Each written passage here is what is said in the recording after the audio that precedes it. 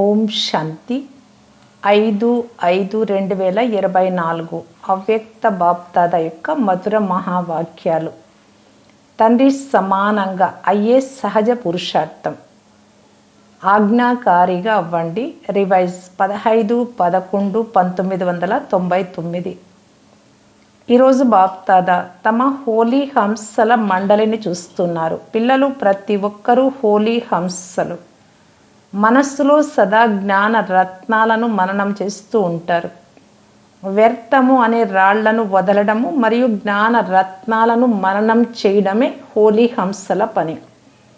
ఒక్కొక్క రత్నం ఎంత అమూల్యమైనది. పిల్లలు ప్రతి ఒక్కరూ జ్ఞాన రత్నాల గనిగా అయిపోయారు. జ్ఞాన రత్నాల ఖజానాతో సదా నిండుగా ఉంటారు. ఈరోజు బాప్దాదా పిల్లలలో ఒక విశేషమైన విషయాన్ని చెక్ చేశారు. అది ఏది? జ్ఞానము లేక యోగం యొక్క సహజ ధారణకు సహజ సాధనం.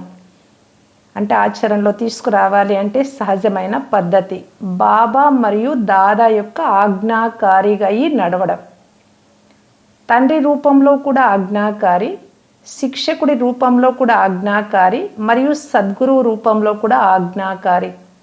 3 రూపాలలో ఆజ్ఞాకారిగా అవ్వడము అనగా సహజ పురుషార్థులుగా అవ్వడం. ఎందుకంటే 3 రూపాల ద్వారా పిల్లలకు ఆజ్ఞ లభించింది.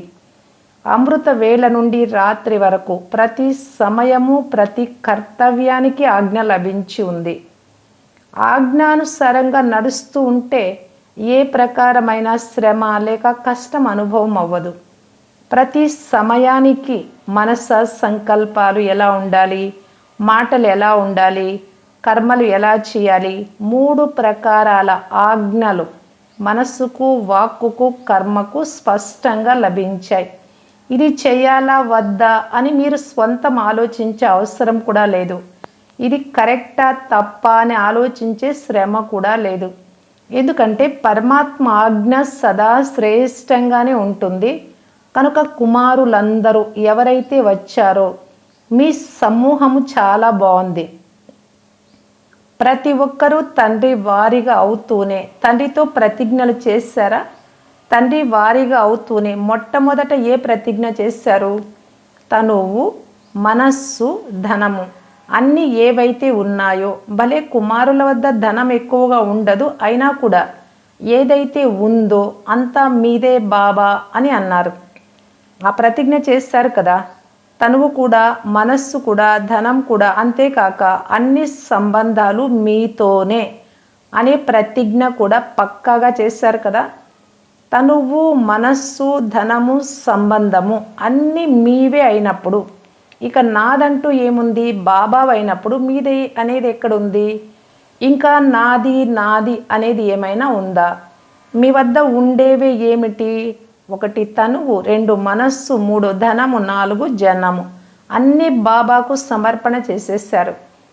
ప్రవృత్తిలో ఉండేవారు చేసేసారా? మధుబనం వారు చేసేసారా? పక్కాయే కదా. మనస్సు కూడా బాబాదిగా అయినప్పుడు ఇక నా మనస్సు అనేది లేదు కదా. లేకుంటే మనస్సు నాది అని అనుకుంటూ ఉన్నారా? నాది అని భావించి ఉపయోగించవచ్చా? మనస్సును బాబాకి ఇచ్చేసినప్పుడు ఇది కూడా మీ వద్ద తాకట్టుగా ఉంది. బాబాకి ఇచ్చేశారు, మీ దగ్గర మనస్సు ఉంది, అది బాబాది అనుకున్నారు అంటే తాకట్టు వస్తువు. ఇక యుద్ధంలో ఎందులో వస్తున్నారు, ఎందులో చేస్తూ ఉన్నారు యుద్ధము? నా మనస్సు కలతగా ఉంది, నా మనస్సులో వ్యర్థ సంకల్పాలు వస్తూ ఉన్నాయి, నా మనస్సు ఎందుకు పదే పదే అటు వెళ్తోంది, విచలితం అవుతూ ఉంది, ఇలా అంటారా? నాది కానే కానప్పుడు, అది తాకట్టు అయినప్పుడు, తాకట్టు వస్తువును నాదిగా భావించి ఉపయోగించడము అంటే తాకట్టులో మోసం చేసినట్లే కదా నాది అనుకోవడము అంటే. మాయ రావడానికి ద్వారాలు 2. 1 నేను మరియు 2 నాది. తనువు కూడా మీది కానప్పుడు ఇక దేహాభిమానం యొక్క నేను ఎక్కడి నుండి వచ్చింది? మనస్సు కూడా బాబాది, మీది కానప్పుడు ఇక నాది నాది అనేది ఎక్కడి నుండి వచ్చింది? నీదా లేక నాదా? నిజంగా తండ్రిదేనా లేక కేవలం చెప్పటం వరకే కానీ చేయడం వరకు కాదా? చెప్పేందుకేమో తండ్రిది అని చెప్పి నాది నాది అని అనుకుంటున్నారా? కేవలం మొదటి ప్రతిజ్ఞను గుర్తు చేసుకోండి. దేహ అభిమానం యొక్క నేను నాది అనేవి ఉండరాదు. తనువును కూడా తాకట్టుగా భావించండి, మనస్సును కూడా తాకట్టుగా భావించండి అని తండ్రి ఆజ్ఞ ఉంది. ఇక శ్రమ చేయాల్సిన అవసరం ఏముంది? ఏ బలహీనత అయినా లోపమైనా నేను మరియు నాది అని ఈ రెండు శబ్దాల ద్వారానే వస్తుంది. కనుక మీ శరీరము కాదు, దేహ అభిమానం యొక్క నేను కూడా లేదు. మనస్సులో ఏ సంకల్పాలు నడిచినా, ఒకవేళ మీరు ఆజ్ఞాకారులైతే తండ్రి ఆజ్ఞ ఏమిటి? పాజిటివ్గా ఆలోచించండి, శుభభావన సంకల్పాలు చెయ్యండి అనేదే కదా. వ్యర్థ సంకల్పాలు చెయ్యండి అని తండ్రి ఏమైనా ఆజ్ఞాపించారా? లేదు. మనస్సు మీది కానప్పటికీ మీరు వ్యర్థ సంకల్పాలు చేస్తున్నారు అంటే తండ్రి ఆజ్ఞను ప్రాక్టికల్గా తీసుకురానట్లే, అంటే తండ్రి ఆజ్ఞను ఉల్లంఘించినట్లు. కేవలం నేను పరమాత్మకు ఆజ్ఞాకారి బిడ్డను అనే ఒక మాటను గుర్తుంచుకోండి. ఏది చేస్తున్నా ఇది తండ్రి ఆజ్ఞయ కాదా అని ఆలోచించండి. ఆజ్ఞాకారి పిల్లలు తండ్రికి స్వతహాగానే గుర్తు ఉంటారు, స్వతహాగానే ప్రియంగా ఉంటారు, స్వతహాగానే తండ్రికి సమీపంగా ఉంటారు.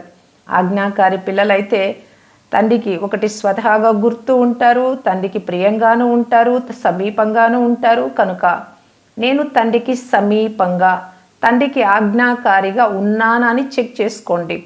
అమృతవేళ నేను ఎవ్వరు అనే ఒక మాటనైతే గుర్తు చేసుకోగలరు కదా. ఆజ్ఞాకారినా లేక అప్పుడప్పుడు ఆజ్ఞాకారి, అప్పుడప్పుడు ఆజ్ఞను ప్రక్కన పెట్టేస్తూ ఉన్నానా అని చూసుకోండి.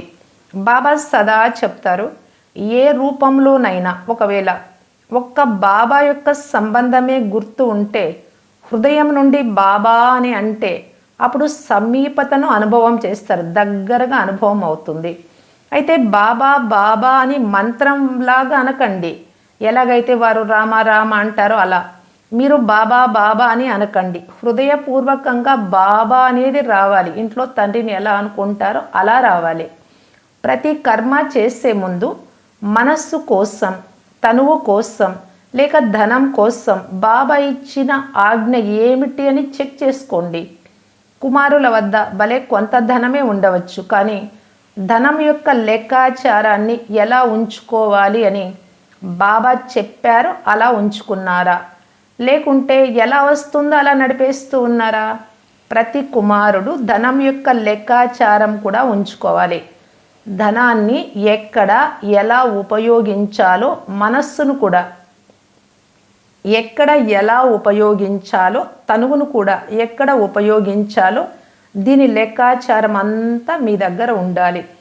దాదీలతో అన్నారు, మీరు వీరికి ధారణ క్లాసు చేయిస్తున్నప్పుడు ధనాన్ని ఎలా ఉపయోగించాలో, లెక్కాచారం ఎలా ఉంచుకోవాలో అర్థం చేయిస్తారు కదా. లెక్కాచారం ఎలా ఉంచుకోవాలో, ఎలా ఉపయోగించాలో కుమారులకు తెలుసా? కొంతమంది చేతులు ఎత్తుతూ ఉన్నారు, క్రొత్త వారు కూడా ఉన్నారు, వీరికి తెలియదు. కనుక ఏమేం చెయ్యాలి అని వీరికి తప్పకుండా తెలిపించండి. అప్పుడు నిశ్చింతగా అయిపోతారు, భారం అనిపించదు. ఎందుకంటే కుమారులు అంటేనే లైట్, తేలిక, డబల్ లైట్గా అవ్వాలి అని మీ అందరికీ లక్ష్యం ఉంది కదా. మేము నంబర్ 1లో రావాలి అని కుమారులందరికీ లక్ష్యం ఉంది కదా. కనుక లక్ష్యంతో పాటు లక్షణాలు కూడా ఉండాలి. లక్ష్యం చాలా ఉన్నతంగా ఉండి లక్షణాలు లేకుంటే లక్ష్యం వరకు చేరుకోవడం కష్టము. కనుక తండ్రి ఆజ్ఞ ఏదైతే ఉందో దానిని సదా బుద్ధిలో ఉంచుకొని ఆ తర్వాత కార్యంలోకి రండి. బ్రాహ్మణ జీవితం యొక్క ముఖ్యమైన ఖజానాలు సంకల్పాలు, సమయము మరియు శ్వాస అని బాప్దాద ఇంతకు ముందు కూడా వినిపించారు. మీ శ్వాస కూడా చాలా అమూల్యమైనది. ఒక్క శ్వాస కూడా సాధారణంగా ఉండరాదు, వ్యర్థంగా వెళ్ళిపోరాదు. భక్తి మార్గంలో కూడా శ్వాసలో మీ ఇష్ట దేవతలను స్మృతి చేయండి అని అంటారు. ఒక్క శ్వాస కూడా వ్యర్థంగా వెళ్ళరాదు. జ్ఞాన ఖజానా, శక్తుల ఖజానా ఇవైతే ఉండనే ఉన్నాయి, కానీ సంకల్పాలు, సమయము, శ్వాస ఈ 3 ఖజానాలు ఆజ్ఞ అనుసారంగా సఫలం అవుతున్నాయా అంటే సద్వినియోగం చేస్తూ ఉన్నారా? సంకల్పాలను, సమయాన్ని, శ్వాసను వ్యర్థంగా వెళ్ళడం లేదు కదా. ఎందుకంటే వ్యర్థంగా వెళ్ళిపోతే జమ అవ్వదు. జమ ఖాతాను ఈ సంగమ యుగంలోనే జమ చేసుకోవాలి. సత్య త్రేతాయుగాలలో శ్రేష్ఠ పదవిని ప్రాప్తి చేసుకోవాలి అన్నా, ద్వాపర కలియుగాలలో పూజ్య పదవి పొందాలి అన్న రెండింటి కొరకు ఈ సంగమ యుగంలోనే జమ చేసుకోవాలి. ఈ లెక్కతో సంగమ యుగంలోని జీవితం యొక్క ఈ చిన్న జన్మ యొక్క సంకల్పాలు, సమయము, శ్వాస ఎంత అమూల్యమైనదో ఆలోచించండి. ఇందులో నిర్లక్ష్యంగా అవ్వకండి. ఎలా తోస్తే అలా రోజును మీకు ఇష్టం వచ్చినట్లు గడిపేయడం కాదు. ఒకరోజు గడిచిపోయిందిలే అంతే అని కాదు. కానీ ఒక్క రోజులో చాలా ప్రాప్తి పొందినప్పుడు చాలా పోగొట్టుకున్నారు. ఎప్పుడైనా వ్యర్థ సంకల్పాలు చేసినా, వ్యర్థంగా సమయం వెళ్ళిపోయినా 5 నిమిషాలే కదా అని అనుకోకండి. రక్షించుకోండి. సమయ అనుసారంగా ప్రకృతి తన కార్యంలో ఎంత తీవ్రంగా ఉందో గమనించండి. ఏదో ఒక ఆట చూపిస్తూ ఉంటుంది. ఎక్కడో ఒక చోట తన ఆట చూపిస్తూ ఉంటుంది. కానీ ప్రకృతి పతులైన బ్రాహ్మణ పిల్లల ఆట ఒక్కటే, ఎగిరే కళ యొక్క ఆట, ఉన్నత స్థితిలోకి వెళ్ళడం. ప్రకృతి అయితే తన ఆట చూపిస్తుంది, కానీ బ్రాహ్మణులు తమ ఎగిరే కళ యొక్క ఆటను చూపిస్తున్నారా? ఒరిస్సాలో వచ్చిన సముద్ర తుఫాన్ గురించి ఇలా జరిగింది అని కొంతమంది పిల్లలు బాప్దాదాకు సమాచారాన్ని వ్రాసి ఇచ్చారు. ఇప్పుడైతే అప్పుడు 1999లో ఇప్పుడు దుబాయ్ విషయం కనుక ప్రకృతి యొక్క ఆటనైతే చూశారు కదా. కానీ బాప్దాదా అడుగుతూ ఉన్నారు, మీరు కేవలం ప్రకృతి యొక్క ఆటను మాత్రమే చూసారా, లేక మీ ఎగిరే కళ యొక్క ఆటలో బిజీగా ఉండినారా, లేక కేవలం సమాచారం వింటూ ఉండినారా? అన్ని సమాచారాలు వినాల్సే వస్తుంది, కానీ సమాచారం వినడంలో ఎంత ఆసక్తి ఉంటుందో అంత ఆసక్తి తమ ఎగిరే కళలలో బిజీగా ఉండడంలో ఉందా? చాలామంది పిల్లలు గుప్త యోగులుగా కూడా ఉన్నారు. ఇలాంటి గుప్త యోగి పిల్లలకు బాప్దాదా సహాయం కూడా చాలా లభించింది. అలాంటి పిల్లలు స్వయం కూడా చంచలంగా సాక్షిగా ఉండినారు. అంతేకాక వాయుమండలానికి కూడా సమయానికి తమ సహయోగాన్ని ఇచ్చారు. ఎలాగైతే గవర్నమెంట్ కానీ చుట్టుప్రక్కల ఉన్నవారు కానీ స్థూలమైన సహాయం చేసేందుకు తయారవుతారో, వరదలు, భూకంపాలు ఇలాంటి సంఘటనలు జరిగినప్పుడు, అలా బ్రాహ్మణ ఆత్మలు కూడా తమ సహయోగంగా శక్తిని, శాంతిని, సుఖాన్ని ఇచ్చే ఈశ్వరీయ శ్రేష్ఠ కార్యాన్ని చేశారా? ఫలానా గవర్నమెంట్ ఇది చేసింది, ఫలానా దేశం అది ఇచ్చింది అని వారు వెంటనే ప్రకటించడం ప్రారంభిస్తారు కదా. అలా బాప్దాదా ప్రశ్నిస్తూ ఉన్నారు, బ్రాహ్మణులైన మీరు కూడా మీ కార్యం చేశారా? మీరు కూడా అలర్ట్గా ఉండాలి. స్థూలమైన సహాయము అనగా డబ్బు కానీ, వస్తువులు కానీ ఇలాంటివి అవి ఇవ్వడమో కూడా అవసరమే. దీనికి బాప్దాదా వద్దనరు. కానీ బ్రాహ్మణుల విశేషమైన కార్యం ఏదైతే ఉందో, మరి ఎవ్వరూ ఇలాంటి సహాయాన్ని ఇవ్వలేరో అలాంటి సహయోగాన్ని, శాంతిని, శక్తిని, ధైర్యాన్ని, ఇముడ్చుకునే శక్తిని, సహనాన్ని, సుఖాన్ని ఇవన్నీ మీరు అలర్ట్గా ఉండి ఇచ్చారా? ఇవ్వాలి కదా. లేకుంటే వారికి కేవలం వస్త్రాలు, ధాన్యం మాత్రమే కావాలా? మొదట వారికి మానసిక శాంతి కావాలి, ఎదుర్కొనే శక్తి కావాలి. కనుక స్థూలంతో పాటు సూక్ష్మ సహాయాన్ని బ్రాహ్మణులు మాత్రమే ఇవ్వగలరు, మరెవ్వరూ ఇవ్వలేరు. ఇప్పుడు జరిగినది పెద్దదేమీ కాదు. ఇవన్నీ కూడా రిహార్సల్స్, అసలైనవి ముందు రానున్నాయి.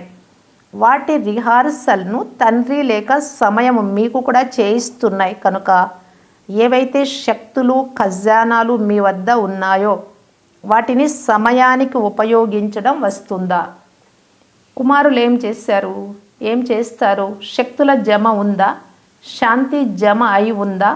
ఉపయోగించడం వస్తుందా? చేతులైతే చాలా బాగా ఎత్తుతారు. ఇప్పుడు ప్రాక్టికల్గా చూపించండి.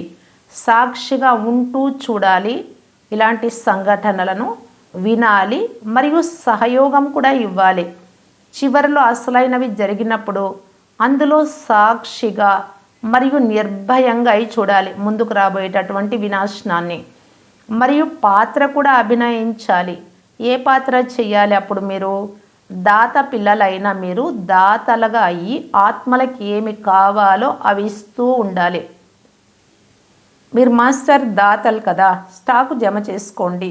మీ వద్ద ఎంత స్టాకు ఉంటుందో, శాంతి కానీ, పవిత్రత కానీ, ఆనందం కానీ, సుఖం కానీ, ఇవంతా ఎంత స్టాకు జమ చేసుకున్నారో అంతే దాతగా అవ్వగలరు. చివరి వరకు మీకోసమే జమ చేసుకుంటూ ఉంటే దాతగా అవ్వలేరు.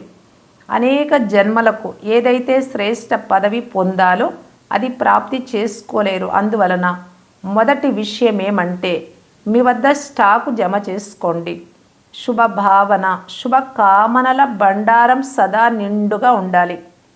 రెండవది, ఏవైతే విశేషమైన శక్తులు ఉన్నాయో ఆ శక్తులను ఏ సమయంలో ఎవరికి ఏది కావాలో అది ఇవ్వగలగాలి. ఇప్పుడు సమయానుసారం కేవలం మీ పురుషార్థంలోనే సంకల్పము మరియు సమయాన్ని ఇవ్వడమే కాక దానితో పాటు దాతగా అయ్యి విశ్వానికి కూడా సహయోగం ఇవ్వండి. మీ పురుషార్థం కోసం వినిపించాం కదా, అమృత వేళలోనే నేను ఆజ్ఞాకారి బిడ్డను అనే సంకల్పం చేయండి. ప్రతి కర్మ కోసము తండ్రి నుండి ఆజ్ఞలు లభించి ఉన్నాయి. మేల్కొనేందుకు ఎలా మేల్కోవాలి, ఎలా నిద్రించాలి, ఎలా తినాలి, కర్మయోగిగా ఎలా కావాలి, ప్రతి కర్మకు ఆజ్ఞ లభించింది. ఆజ్ఞాకారిగా అవ్వడమే తండ్రి సమానంగా అవ్వడం. కేవలం శ్రీమతమును అనుసరిస్తూ వెళ్ళండి. మన్మతం మీకు నచ్చినట్టు కానీ, పరమతం ఇతరులు చెప్పినట్టు కానీ నడవరాదు. శ్రీమతంలో బాబా చెప్పినట్టే నడుస్తూ నడుస్తూ మళ్ళీ మీరేది కలపరాదు. ఒకసారి మన్మతంపై, ఒకసారి పరమతంపై, అప్పుడప్పుడు శ్రీమతంపై ఇలా నడిస్తే చాలా శ్రమ పడాల్సి పడుతుంది. సహజంగా ఉండదు. ఎందుకంటే మన్మతం కానీ పరమతం కానీ ఎగరనివ్వవు. మన్మతము పరమతము బరువుగా చేస్తాయి, బరువు ఎగరనివ్వదు. శ్రీమతము డబల్ లైట్గా చేస్తుంది. ఇప్పుడు బరువు ఉండేవాళ్ళు పైకి ఎగరలేరు, తేలిగ్గా ఉండేవాళ్ళు అయితే బాగా ఎగరగలుగుతారు కదా. అంటే మనస్సులో బరువు ఉంటే బాబా మీద మనస్సు నిలబడదు. శ్రీమతము డబల్ లైట్గా చేసేస్తుంది. ఆత్మ లైట్, శరీరం కూడా లైట్, ప్రకాశ శరీరం. శ్రీమతాన్ని అనుసరించడము అనగా సహజంగా తండ్రి సమానంగా అవ్వడం.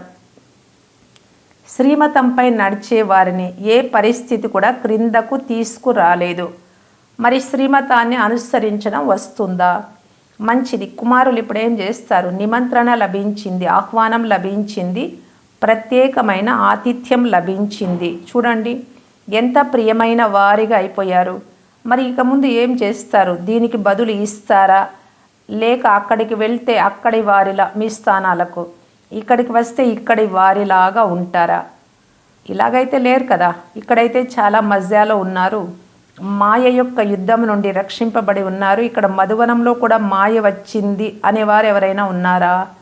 మధువనంలో కూడా శ్రమ చేయాల్సి వచ్చింది అనేవారు ఎవరైనా ఉన్నారా? ఇక్కడ సురక్షితంగా ఉన్నారు, బాగున్నారు, బాప్దాదా కూడా సంతోషిస్తున్నారు. యువకుల గ్రూపుపై గవర్నమెంట్ వారి అటెన్షన్ వెళ్ళే సమయం కూడా వస్తుంది. కానీ ఎప్పుడైతే మీరు విఘ్న వినాశకులుగా అవుతారో అప్పుడు మీ పైన అటెన్షన్ వెళ్తుంది. విఘ్న వినాశకులు అనేది ఎవరి పేరు? మీదే కదా. ఏ కుమారుడిని ఎదిరించే ధైర్యం విఘ్నాలకు ఉండరాదు. అప్పుడే విఘ్న వినాశకులు అని అంటారు. విఘ్నాలే ఓడిపోవాలి కానీ యుద్ధం చేయరాదు. విఘ్న వినాశకులుగా అయ్యే ధైర్యం ఉందా?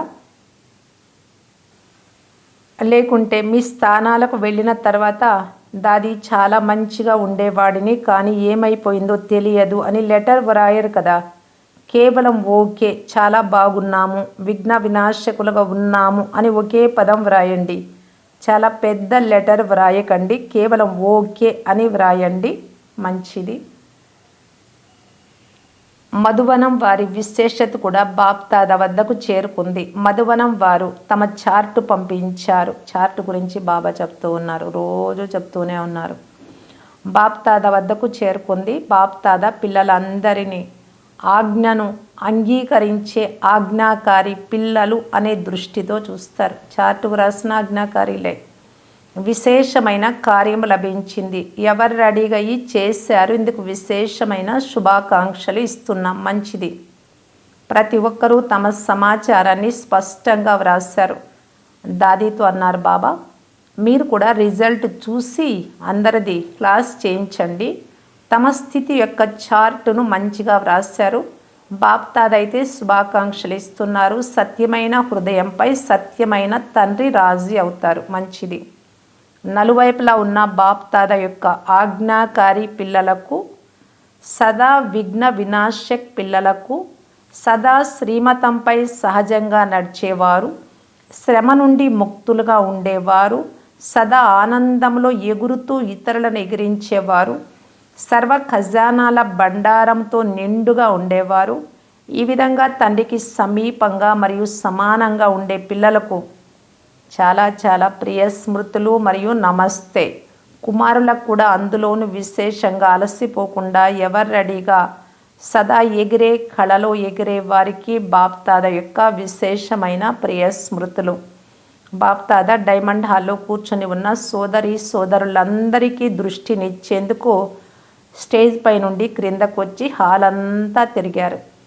బాప్దాదాకు ప్రతి పుత్రుడిపై చాలా చాలా ప్రేమ ఉంది. ఆ సీజన్లో ప్రతి ఒక్క పార్టీతోనూ బాబా ఇలాగే క్రిందకు వచ్చి కలిశారు. దాది రిక్వెస్ట్ అనుసారంగా అందరికీ ఉండేది బాబాని దగ్గరగా చూడాలి అని.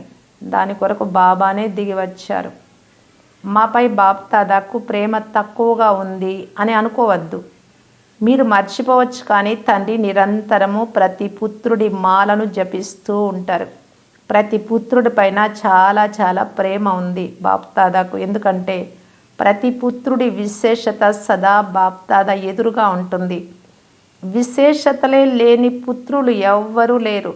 ప్రతి పుత్రుడు విశేషమైన వారే. తండ్రి ఎప్పుడు ఒక్క బిడ్డను కూడా మర్చిపోరు. కనుక అందరూ స్వయాన్ని నేను విశేషమైన ఆత్మను, విశేషమైన కార్యం కోసం నిమిత్తంగా ఉన్నాను అని భావిస్తూ ముందుకు వెళుతూ ఉండండి. అచ్చం. వరదానం. సదాత్మిక స్థితిలో ఉంటూ ఇతరులలో కూడా ఆత్మను చూసే ఆత్మిక గులాబీ భవ. ఆత్మిక గులాబీ అనగా వారిలో సదా ఆత్మిక సుగంధము నిండి ఉంటుంది. ఆత్మిక సుగంధము కలవారు దివ్యగుణాల వాసన.